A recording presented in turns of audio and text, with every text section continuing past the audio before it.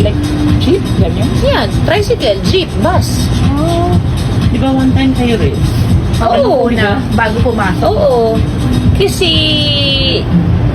iyon yung mga sinasabi namin sa kanya na, what if something happens? What if something happens, hindi ka masundo ng sasakyan? Kailangan alam mo kung paano ka uuwi. Kailangan alam mo kung saan ka pupunta. O anak, let's say, magkalindol or ano man. Ito yung lugar na pupuntahan natin. Pag 2 araw na, wala pa kami dyan, maglakad ka na pa uwi. Alam mo na yung daan. Ganon din si Lucho at saka si Luna. Nakatracker naman yan lahat sila sa akin.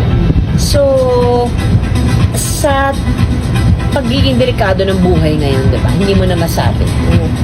Kailangan ready sila. Kaya sabi ko sa kanya, after you study during your break, let's take up self-defense. At least alam mong pagtanggol yung sarili mo. Hindi ka pwedeng titili ka lang tapos hindi ka na makatakbo. Yung mga anak kong babae, may self-defense lessons. Eventually, yes. We will hire someone para sa aming lahat.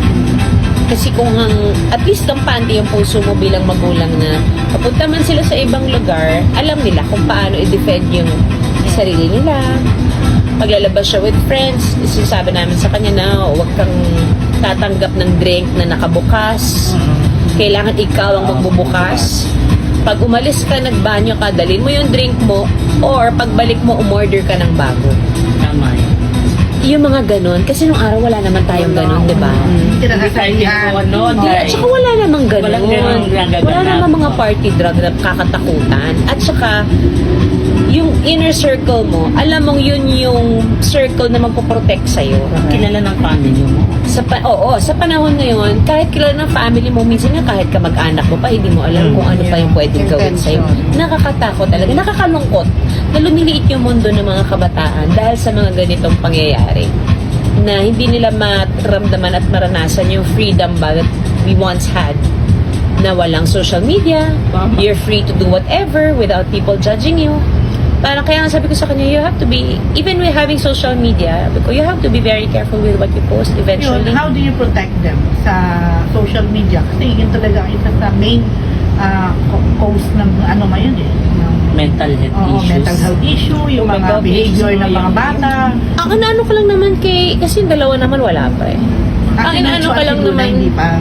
si Johan naman, if at some May point peers. mag-ano siya ng social media niya, ang inaano ko lang sa kanya, if you'd want to go public with it, if at some point you're willing to share already, kailangan matibay ang sikmura mo.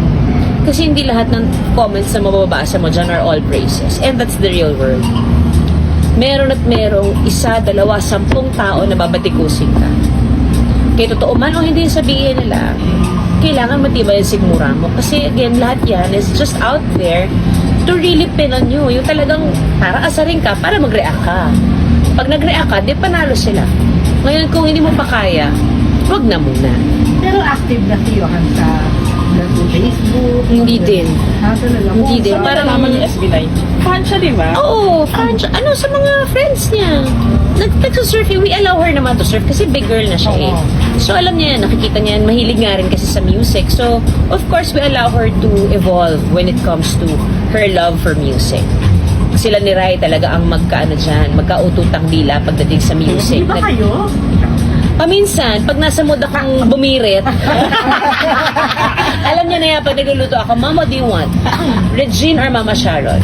Alam niya na. Lahat ba ng anak mo marunong na magluto? Oo, in fairness, kaya na nilang tumulong. Sino pinakamahilig? Si Luna. Si Luna. Si Luna. Pero si Lucho, may moments, may gising naman yan na, Mom, can I cook today? Okay, pag pinakita niya sa akin yung recipe niya, ay anak, dapat kahapon mo sinabi. Kasi yung ingredients, wala naman tayo nito. Next time, sabihin mo agad para ano. So, tinuturuan ko naman sila to manage your time. If you want to do this, you have to do this. Ano naman, natutuwa ako na naiinganyo silang magluto. Kasi para pag nagugutom sila, they can explore. Ang rule na lang naman sa kusina ako, whatever you cook, you have to eat. wait. Kanina nabanggit mo yung abroad. So, kahit na-process mo na mentally na one of these days, baka nga sa abroad mag-aaral ang isa sa kanila. Parang wala namang choice. Talaga. Bilang magulang, parang ibibigay mo talaga yung option na yun sa kanila.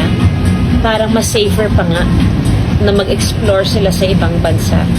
Siyempre, ang sakit isipin pag iniisip ko, naiiyak na nga ako. Pero, yung sana mag-graduate, pero gusto ko na rin namang makagraduate kasi nakikita ko kung gano'n na siya talagang naghihirap. Hirap na hirap talaga siyang itawid itong ano niya kasi mahirap talaga. Plus, hindi rin ako makatulong kasi hindi naman ako nag-college eh. Hindi ako papasok. Sinasabi ko sa kanya, anak, I'm really sorry kasi hindi ako makapag-offer ng help sa pinagdadaanan mo. I can just listen, but I really cannot help you with anything because hindi ko nga alam paano basahin yung units eh. Sa ilang units na meron to, ito dapat yung grade na makuha mo. Sa 1 to 5, hindi ko alam yung grading system, hindi ko alam kung ilang units yung dapat makuha sa isang term. Hindi ko siya naiintindihan. But I can listen to you. Ano yung struggles mo, ano yung fears mo, ano yung frustrations mo. Dad can help you with that, with the dealings and all. Pero ako, hanggang akap lang at pagyakap ang magagawa ko sa'yo for now. Wasn't there any chance dati na ginusto mong balik? Ay, hindi, meron, marami. Nung at some point, alam ko, nag-ano pa ako nag-try pa ako mag-homeschool ng PSID eh. Ay, the homeschool from Canada yung lesson plan. And then, hindi kaya kasi parang feeling ko, gusto ko nang may kaklase. Para may kinokopya ako. Tapos feeling ko gusto ko mag-BSID, gusto ko mag-interior designer kasi baka sabi ko, baka meron naman akong love talaga for designing, hindi ko lang mailabas. Wala talaga, Day. Anong wala talaga? Wala akong art sa katawan, kundi umarte. Yun lang ang art ko. Culinary na lang. Yung culinary, in all fairness, si Ryan talaga yung nag-bring up niyan. Nung time na mag-boyfriend na kami, sumasama ako sa auditions ng talentadong Pinoy. Nag-iisip ako mag-aral abroad. Gusto ko matuto ng prosthetics, gusto ko maging makeup artist na professional, anything to do with my hands na pwede akong kumita. Yun naman ang ano ko. Gusto ko magkaroon ako ng certificate na pwede ko maipakita kay Johan para pag tinanong niya ako, bakit ko kailangan mag-college hindi ka nga nag-college. Yun ang fear ko nun eh. Yung, wala ako magiging karapatang sabihin sa mga anak kong kailangan nyo magtapos kasi hindi ako nakapagtapos eh. Ano yung anchor ko para mapilit, para maging inspiration sila. Maging inspired sila na magtapos. At least meron man lang akong ibang alam apart from acting. Not that I'm saying na walang kwenta tong trabaho to. Hindi bread and butter ko to hanggang ngayon. Kumbaga ang dami kong naipundar dahil dito. Pero iba pa rin yung may iba kang alam. That's why si Ryan sabi niya sa akin, bakit ka pa nag-iisip ng mga ibang ganyan? Hindi ka mag-culinary. Aba, oo nga. Mahilig ka naman magluto, ba't hindi yun na i-pursue mo? Oo. So after that, from Davao ba kami, basta nasa ibang probinsya kami, pagbalik ko, naghanap na ako ng mga culinary schools. Then doon ko na-realize, ay, ito pala yung gusto ko. Tama siya. Gusto ko talagang magluto, kasi kahit sa set, nagluluto ako. Kahit saan ako mapunta, magpapasatap ako ng, palagi ako may dalang burner. Pag makita lang akong ihawan, magluluto ako. Magpapabili ako ng kahit na ano sa palengke. Tapos, papakain ko sa crew. Gusto ko lang may ginagawa ako sa set. Gusto ko lang na, ewan ko, siguro yun ang nakakapagparelax sa akin. Hindi ko naman naisip na, at some point, magkakaroon kami ng restaurant. Ito pala yung, magkakaroon pala ako ng YouTube channel. Magkakaroon pala ako ng cookbook. So, ano din, may mga nag-unfold din na mga plans na hindi naman talaga part of the plan to begin with. So, happy surprise naman siya. Most of the celebrity try showbiz as well or really pursue yung... Only if they want. It should be their decision. It's up to them na. Basta magawa, may bigay lang nila sa amin na makapagtapos sila. Whatever they wanna do with their lives after, wala na kami magagawa doon kasi adult na sila. Naibigay na nila yung pagtatapos sa amin. Kasi yun yung ina-explain ko sa kanila na sana nagawa ko yung pangarap ng nanay ko sa amin noon na makapagtapos kami kasi hindi ko makakalimutan yung mga sinabi niya na kasi ang edukasyon hindi nananakaw. maipasa ko man lang sa mga apo niya na kasi mga anak ang edukasyon hindi nananakaw. Material things pwede ang nakawin ng kahit na sino sa paligid mo, pera and all, but your knowledge, you are the only person who can hold on to that, and pwede mong i-nourish yun, pwede mo pang palawakin, pwede mo pang damihan, pero never siyang mananakaw, not unless magka-amnesia ka. Si Lucho ba aware na may demand na sa kanya na heartthrob na tingin sa kanya ng mga fans? Natatawa siya. Pero Tawa siya, so aware na siya. Binabagat sa kanya ng ate niya. Sinasabi sa kanya ng mga tao na kasama niya. Oh, nag-viral ka niya. Really? Why? Because like this.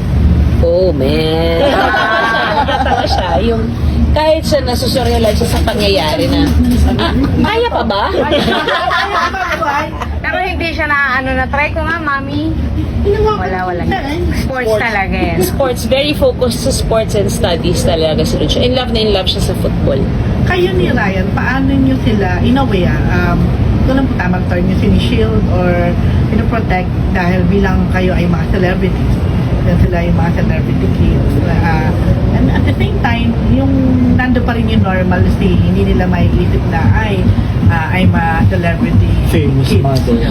I would tell them naman that, we're so blessed to be in this kind of situation because hindi ito ang totoong mundo. This is not the real world. Blessed and lang talaga tayo. We have to be grateful kung ano yung ibinigay ng Diyos sa atin na kapasidad to inspire and make people happy because of what we do. Hindi ibig sabihin lahat ng tao sa mundo may ganitong klaseng buhay. So we have to be grateful. At any point in time pwede itong mawala sa atin. So but you have a choice, if people would come up at gusto mo magpa-picture, lalo sa mga bata gusto nila magpa-picture, sinasabi namin, it's okay, pero tanungin niyo po sila.